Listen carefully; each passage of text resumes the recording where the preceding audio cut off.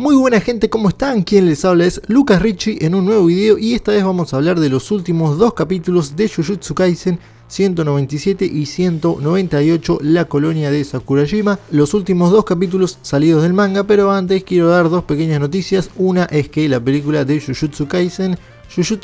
0 ya está disponible en Crunchyroll para verla y también se ha filtrado en otros sitios pirata. No he comentado demasiado de la película, pero obviamente es excelente y está muy bien hecha y creo que supera lo que es el manga, ese tomo 0 que servía de precuela para la obra original, y también que ya salió un póster de Jujutsu Kaisen, la segunda temporada, el arco de El Contenedor Estelar, que tiene una foto de Gojo y de Geto en su época de la escuela de hechicería, cuando todavía eran alumnos, y que va a salir para el año 2023, todavía sin fecha confirmada, pero bueno, ya tenemos un póster y ya sabemos que la serie ya está en producción, así que prontamente el año que viene lo vamos a ver, así que muy contento por eso. Pero bueno, volvamos al manga, que el sensei Gege Akutami volvió esta semana con un nuevo capítulo. En el capítulo de la semana pasada, Maki había salido de pelear contra Miyo, este hechicero revivido que era una especie de capa, y nos damos cuenta que dentro de su territorio, dentro de su barrera, eliminaba los votos vinculantes, así que el tiempo adentro no corría, y dentro del minuto que pasó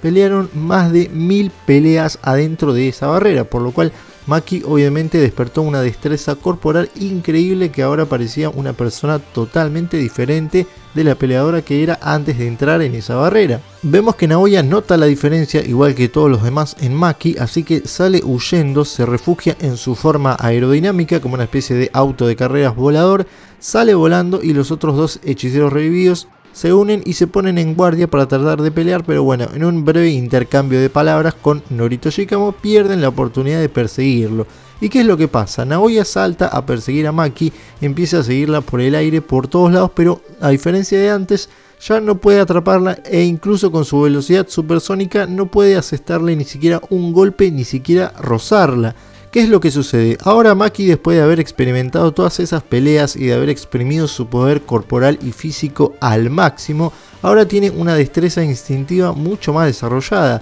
que si bien antes la tenía, en realidad antes lo que estaba haciendo era tratar de equipararse con los demás hechiceros y de compensar su falta de energía maldita, por lo cual usaba los lentes, trataba de usar herramientas malditas, trataba de compensar lo que no tenía para igualarse a los demás, por lo cual su destreza física instintiva no la utilizaba, o más bien la utilizaba bastante poco, pero ahora la utilizó al máximo y empezó a pensar qué es lo que haría Touji en tales situaciones, y ahora ya sabe lo que haría porque su cuerpo le permite realizar esas acciones. Inclusive puede esquivar a Naoya en el aire, lo cual es muy difícil porque no puedes sostenerte ni agarrarte de ningún objeto para poder moverte o para poder hacer palanca, pero ella mueve su cuerpo a voluntad, inclusive en el aire, para esquivar a Naoya. ¿Por qué? Porque puede sentir el flujo del aire, el flujo de las temperaturas, de las corrientes de aire, siente todo con su cuerpo, con los sentidos, con el tacto, con el gusto, con la vista, con el oído, no valiéndose de la energía maldita, que es una mala costumbre de los hechiceros, sino que usa su instinto animal,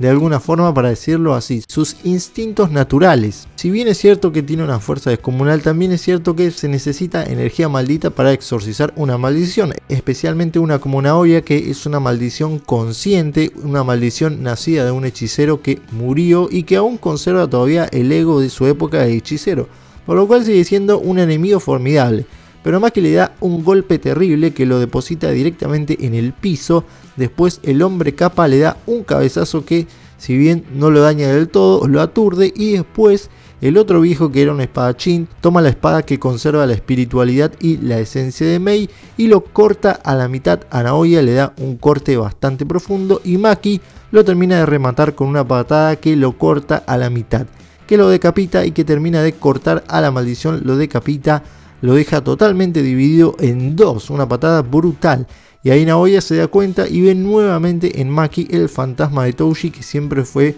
para él como una sombra, como una mancha dentro de la familia Zenin, pero además un enemigo que nunca pudo superar, que su fuerza, inclusive como hechicero, nunca pudo superar lo que fue la sombra y el poder que tenía Touji dentro de la familia, inclusive después de separarse y volverse un Fushiguro.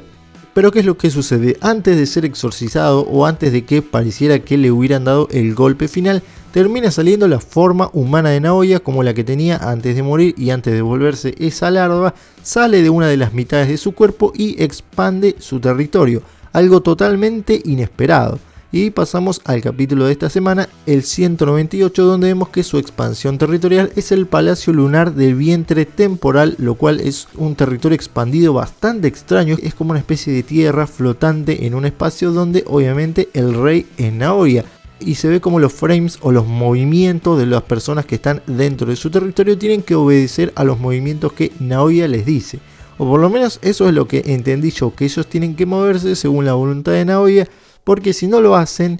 la energía maldita que se deposita celularmente dentro de cada uno de los cuerpos dentro del territorio terminan colapsando dentro de sí si no siguen las líneas que Naoya quiere que se muevan. Eso hace que Miyo y el otro viejo espadachín, el samurái, terminen colapsando porque sus cuerpos terminan siendo dañados celularmente por el territorio de Naoya, que sabemos que es un territorio absoluto donde él conserva el poder y el control de los que están dentro de él. Pero ¿qué es lo que sucede? Él se da cuenta que no ve a Maki, que no ve lo que está sucediendo, que no la encuentra. Inclusive si ella no tiene energía maldita, su presencia dentro de su territorio debería ser por lo menos perceptible. ¿Qué es lo que sucede? El samurái sigue intentando moverse y Naoya le corta un brazo para que ya deje de molestar, justamente el brazo que todavía conserva la espada con el espíritu de Mai. ¿Y qué sucede? Esa espada es tomada por Maki, la cual lo atraviesa a Naoya por detrás, le da un espadazo brutal que termina cortándole el pecho en dos y sorprendiéndolo porque él pensaba que tenía el control total de la situación. Y ahí se nos dice que para Maki una expansión territorial es como un edificio o como un objeto en realidad donde ella se introduce, a menos que haya una condición que ella decida aceptar o invalidar, o a menos que sea un territorio de condiciones físicas como el territorio de Fushiguro, que es como una sombra o una brea que te absorbe. Si es simplemente una barrera, no tiene ningún efecto sobre ella porque obvio ella no tiene energía maldita y su condensación corporal no se ve afectada por eso. Luego de cortarlo vemos cómo se dan la mano nuevamente en la costa, Maki y su hermana Mei, que le dice inclusive si tuvo que ser guiada por el viejo Kappa, quería mostrarle su verdadera personalidad, su verdadero poder a Mai, que ahora ya no está con ella, o más bien su espíritu se condensó en lo que es la espada. Ya no está en su forma física, sino que se sacrificó para darle todo ese poder a Maki. Y Mei le responde, realmente fuiste capaz de destruirlo todo, porque se está refiriendo en realidad a la destrucción de Naoya, que seguramente para Mai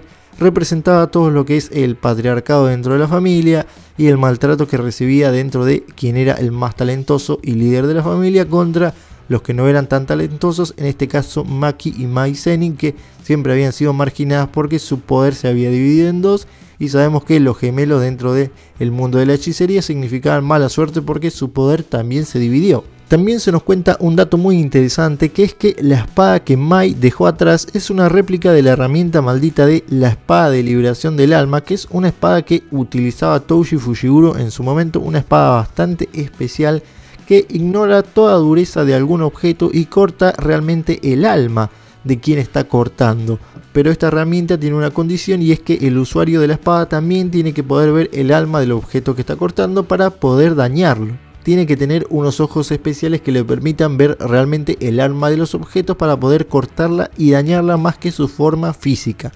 Naoya se da vuelta, sigue siendo una maldición metamorfa, así que por más que tenga la espada atravesada dentro de sí, se sigue moviendo y su cara se vuelve a transformar en lo que era su primera forma, esa forma en medio de larva maldición, que es la primera forma en la que lo vimos cuando regresó, y él pensaba todavía que continuaba teniendo el control incluso sobre Maki porque claramente estaban dentro de su territorio, pero él no pudo aceptar que estaba siendo derrotado y Maki termina por atravesarlo muy fácilmente, cortarlo al medio, destruirlo, no solamente cortando su forma física, sino también, entiendo yo, cortando su alma. Claro, porque inclusive dentro de su dominio, por más que el usuario del dominio tenga la ventaja asegurada dentro de tal dominio sobre los demás hechiceros que queden atrapados, esta restricción no se aplicaba a Maki porque no tiene energía maldita, así que por más que intentara golpearla con golpes físicos, ya que el efecto de energía maldita del territorio no funcionaba sobre ella, esto tampoco tenía efecto. Y finalmente vemos como el territorio de Naoya es destruido y los otros dos hechiceros revividos quedan en pie, el samurái y Miyo, esta especie de capa que estaba utilizando el sumo para pelear.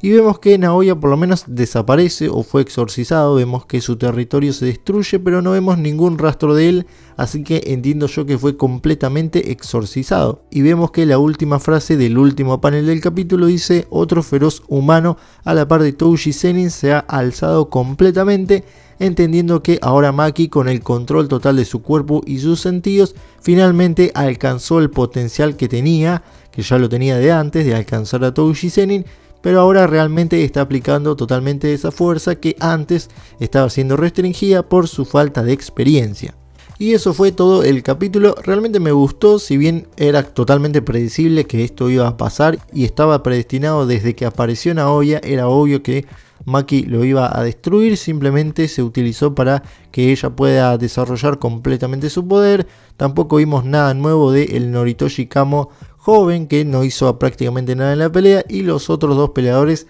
también fueron simplemente un recurso para que Maki desate su poder y nada más.